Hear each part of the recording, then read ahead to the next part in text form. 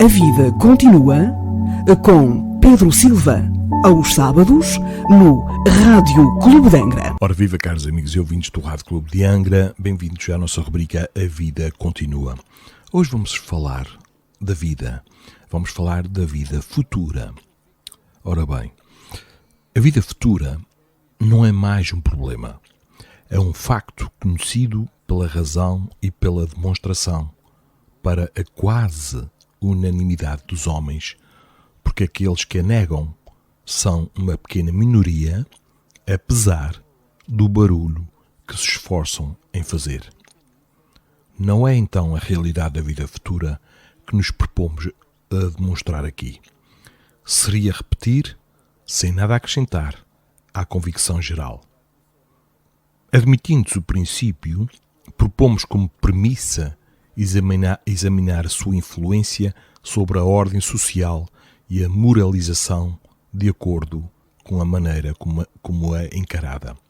As consequências do princípio contrário, quer dizer, do niilismo desta doutrina do nada, são igualmente muito conhecidas e muito bem compreendidas para que seja necessário desenvolvê-las de novo. Diremos apenas que, se estivesse demonstrado que a vida futura não existe, a vida presente só teria como meta a manutenção de um corpo que amanhã, de uma hora para outra, poderia deixar de existir e tudo nesse caso estaria acabado sem retorno. A consequência lógica de uma tal condição da humanidade seria a concentração de todos os pensamentos no aumento dos prazeres materiais sem preocupação com os prejuízos do próximo. Para que se privar? Para que se impor, então, sacrifícios? Qual a necessidade de se obrigar a melhorar, corrigir os próprios defeitos? Também seriam perfeitamente inúteis os remorsos, o arrependimento, já que não haveria nada a esperar. Seria, enfim, a consagração do egoísmo da máxima: o mundo é dos mais fortes e dos mais espertos. Sem a vida futura, a moral é apenas uma obrigação, um código de convenção imposto arbitrariamente, mas sem nenhuma raiz no coração. Uma sociedade fundada sobre tal crença só teria ligação com a força e logo cairia na devassidão. Pode-se afirmar que, entre os que negam a existência da vida futura, existem pessoas honestas, incapazes de fazerem conscientemente o mal ao próximo e que são suscetíveis dos maiores devotamentos. Digamos de início que, entre muitos incrédulos, a negação do futuro é mais uma bravata, uma vaidade, o orgulho de se passar por espírito forte do que o resultado de uma convicção absoluta. Caros amigos e ouvintes, no foro íntimo da sua consciência há uma dúvida que os incomoda, por isso procuram abafá-la. Mas não é sem um certo constrangimento que pronunciam o terrível nada que os priva do futuro, do fruto de todos os trabalhos da inteligência e rompe para sempre as mais caras afeições. Mais de um daqueles que gritam mais forte são os primeiros a tremer diante da ideia do desconhecido. Também, quando se aproxima o momento fatal de entrar nesse desconhecido, bem poucos dormem o último sono com a convicção de que não acordarão em lugar nenhum, porque a natureza jamais abre mão dos seus direitos. Digamos então que, para a maioria, a incredulidade é relativa, quer dizer, sua razão, não estando satisfeita nem com dogmas, nem com crenças religiosas e não tendo encontrado em nenhuma parte como preencher o vazio interior, essas pessoas concluíram que não existe vazio e construíram sistemas para justificar a negação. Só são incrédulas por falta de algo melhor. São muito raros os incrédulos absolutos, se é que eles existem. Uma intuição latente e inconsciente sobre o futuro pode, assim, deter um número de pessoas na sua inclinação para o mal, e se poderia citar um grande número de atos, mesmo entre os mais endurecidos, que testemunham que esse sentimento secreto os domina sem que o saibam. É preciso dizer também que, seja qual for o grau de incredulidade, as pessoas com uma certa condição social são contidas pelo respeito humano. Sua posição as obriga a manterem-se numa linha de conduta muito reservada. Receiam, acima de tudo, o estigma e o desprezo que as fariam decair na categoria social que ocupam, perdendo a consideração de todos, privando-as dos prazeres que buscam no meio social. Se no fundo não tem a virtude, tem pelo menos o verniz da virtude. Mas para aqueles que não têm nenhuma razão para se prender à opinião pública, que desprezam o que vão dizer de mim, e não se pode negar que são a maioria, qual o travão que lhes poderia ser imposto para conter o exagero das paixões brutais e dos apetites grosseiros? Em que base apoiar a teoria do bem e do mal, a necessidade de reformar as más tendências, o dever de respeitar o que o outro possui, se eles mesmo nada possuem? Qual pode ser o estímulo à honra para pessoas que se convenceram de que são apenas animais? A lei, dizem, está aí para mantê-los. Mas a lei não é um código de moral que toca o coração. É uma força a que se submetem e da qual escapam quando podem. Mas se forem presos pela lei, será para eles uma má sorte ou falta de habilidade que tratam de corrigir na primeira oportunidade. Aqueles que acham que há mais mérito para os incrédulos em fazerem o bem, sem esperar recompensa na vida futura, em que não acreditam, apoiam-se num sofisma sem nenhum fundamento. Os crentes também dizem que o bem realizado, tendo em vista vantagens futuras, tem menor mérito.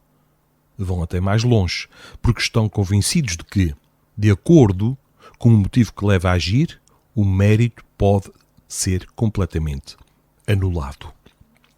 A perspectiva da vida futura, caros amigos, não exclui o desinteresse das boas ações, porque a felicidade que proporcionam está antes subordinada ao grau de adiantamento moral. Ora, os orgulhosos e os ambiciosos estão entre os que menos apresentam adiantamento moral. Mas os incrédulos que praticam bem são tão desinteressados como pretendem? Não esperam nada do outro mundo, nem deste mundo? O amor próprio não é levado em conta? São insensíveis à aprovação dos homens? Seria um grau de perfeição rara e acreditamos que existam bem poucas pessoas que sejam levadas a esse grau de perfeição apenas pelo culto à matéria. Uma objeção mais séria é esta: se a crença na vida futura é um elemento moralizador, porque é que os homens a quem é pregada desde que estão na Terra continuam igualmente tão maus? De início, quem diz que não seriam piores se não fosse isso? Não se poderia duvidar se considerarem os resultados inevitáveis do nihilismo universalizado.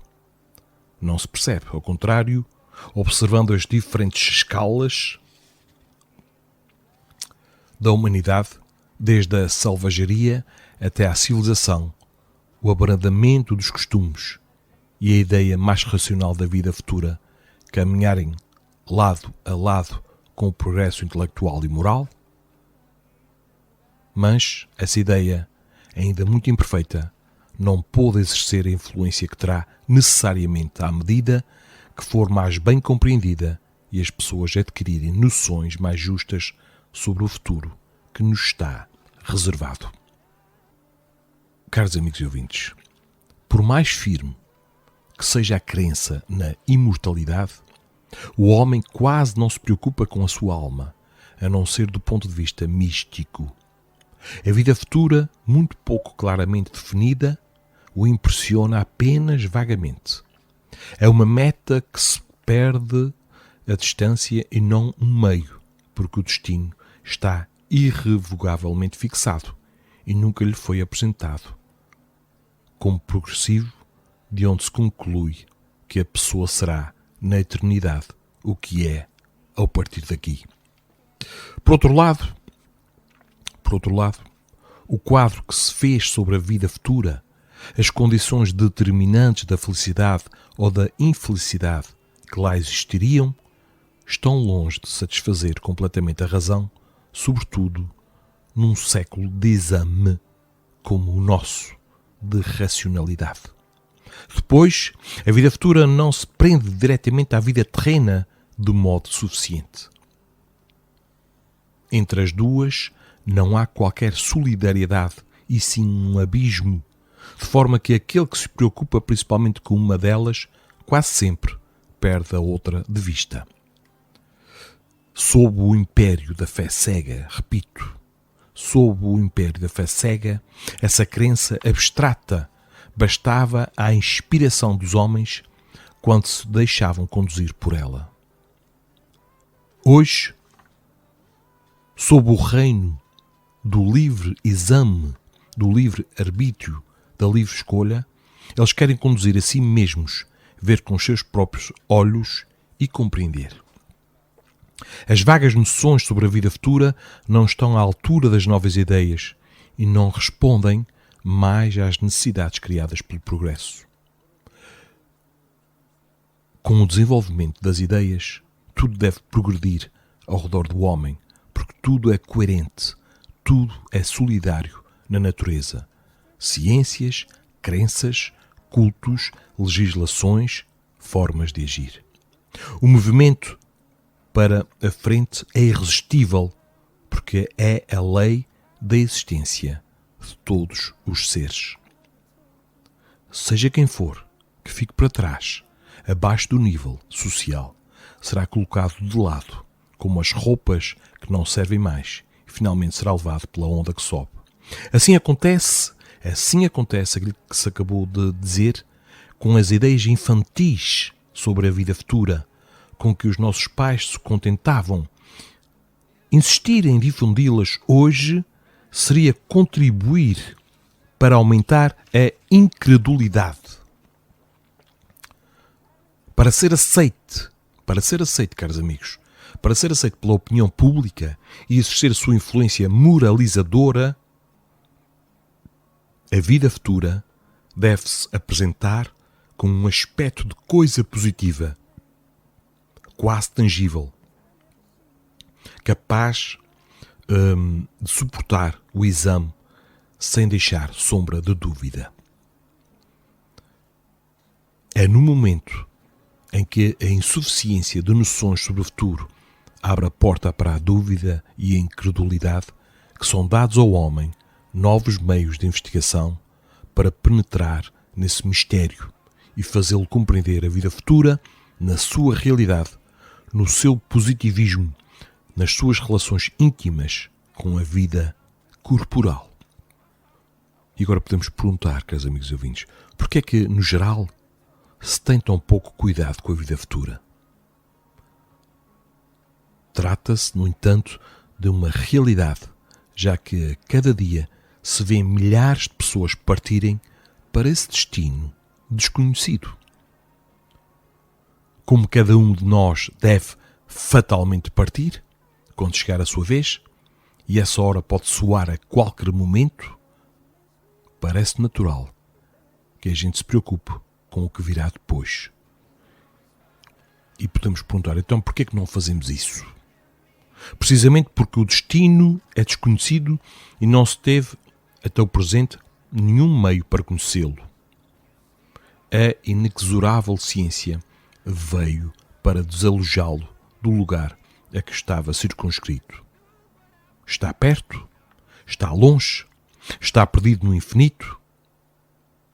As filosofias do passado não respondem porque nada sabem. Então se diz, será o que será? Daí, caros amigos ouvintes, a indiferença por este assunto. Foi-nos ensinado que se é feliz ou infeliz na vida futura, dependendo de como se viveu, bem ou mal. Mas, caros amigos ouvintes, como tudo isto é vago, em que consistem essa felicidade e infelicidade? O quadro que nos fizeram está de tal forma em desacordo com a ideia que temos da justiça de Deus, semeado de tantas contradições, de inconsequências, de impossibilidades radicais, que, involuntariamente, somos assaltados pela dúvida quando não caímos na incredulidade absoluta. Depois diz-se que aqueles que se enganaram sobre os lugares de permanência futura podem, da mesma forma, ter sido induzidos em erro também sobre as condições atribuídas à felicidade e ao sofrimento. Por outro lado, como ficaremos no mundo de lá? Seremos seres concretos ou abstratos? Teremos uma forma, uma aparência? Se não tivermos corpo, como poderemos ter sofrimentos materiais? Se os felizes não têm nada a fazer, a ociosidade perpétua, em vez de uma recompensa, torna-se um suplício, a menos que se admita o nirvana do budismo, que não é muito mais desejável. Caros amigos e ouvintes, falamos da vida futura neste sábado. O homem só se preocupará com a vida futura quando enxergar um fim nítida e claramente definido, uma situação lógica que responda a todas as suas aspirações, resolvendo as dificuldades do presente, quando não encontra aí o que a razão não possa admitir. Se ele se preocupa com o amanhã, é porque a vida de amanhã liga-se intimamente à vida da véspera. São solidárias uma com a outra.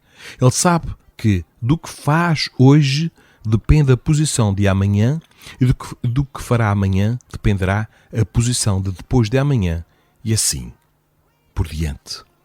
Assim deve ser para o homem a vida futura, não mais perdida nas nuvens da abstração e sim uma atualidade palpável, complemento necessário da vida presente.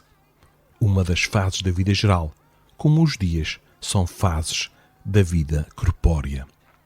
Quando ele vir o presente agir sobre o futuro, pela força das coisas e, sobretudo, quando compreender a reação do futuro sobre o presente, quando, em resumo, ele vir o passado, o presente e o futuro encadearem-se por uma inexorável necessidade, como a véspera, o dia de hoje e o amanhã, na vida atual, então, as suas ideias mudarão completamente, porque verá na vida futura não apenas uma meta, mas um meio. Não um efeito distante, mas atual. Assim, essa crença exercerá forçosamente e, por consequência natural, uma ação preponderante sobre o estado social e a moralização. Este, caros amigos e ouvintes, é o ponto de vista com que o Espiritismo nos faz encarar a vida futura. A doutrina espírita baseia-se em 5 pilares: existência de Deus, inteligência suprema, causa primária de todas as coisas, que não é um homem, a existência do espírito e a nossa imortalidade, sobre a pluralidade dos mundos habitados, sobre a comunicabilidade entre os espíritos e sobre a reencarnação. A doutrina espírita explica o que se passa no além-túmulo, que a vida continua, que somos imortais e que existiu e existirá sempre um futuro para todos, pois ninguém morre, apenas o corpo, sim, um dia ficará despojado do fluido que o vitaliza. Vamos terminar, caros amigos ouvintes, com uma pequena mensagem do livrinho Vida Feliz, ditado por Joana de Ângeles, que diz o seguinte: cuidado com as fantasias morais negativas que afetam as áreas do sexo e da emoção que se perverte. Elas se enraizam nas telas mentais e criam dependências aflitivas que se convertem em tormentos e desequilíbrios. O que cultives pela imaginação pode tornar-se anjo de auxílio, se for nobre, ou fantasma, se for vulgar. Há condutas morais graves no campo físico, sob o açudar de paixões mentais alucinantes. Pensa e age com harmonia. Cultiva as ideias edificantes e te sentirás ditoso. Agora sim, ficamos por aqui, caros amigos e ouvintes. Marcamos encontro para o próximo sábado, por esta hora. Até lá, não se esqueçam de darem o primeiro passo em direção à vossa própria felicidade, porque, como sabemos, ajuda-te que o céu te ajudará. Ajuda-te que o céu te ajudará. Uma excelente semana de trabalho, de estudo, convívio. E não se esqueçam também que a felicidade ainda não é deste mundo, mas já existe felicidade relativa. A felicidade absoluta não. Faz parte deste estado evolutivo. Altos e baixos fazem parte da vida. Fiquem com um forte e apertado abraço aqui de Pedro Silva e marcamos então encontro para o próximo sábado. A vida continua com Pedro Silva, aos sábados, no Rádio Clube de Angra.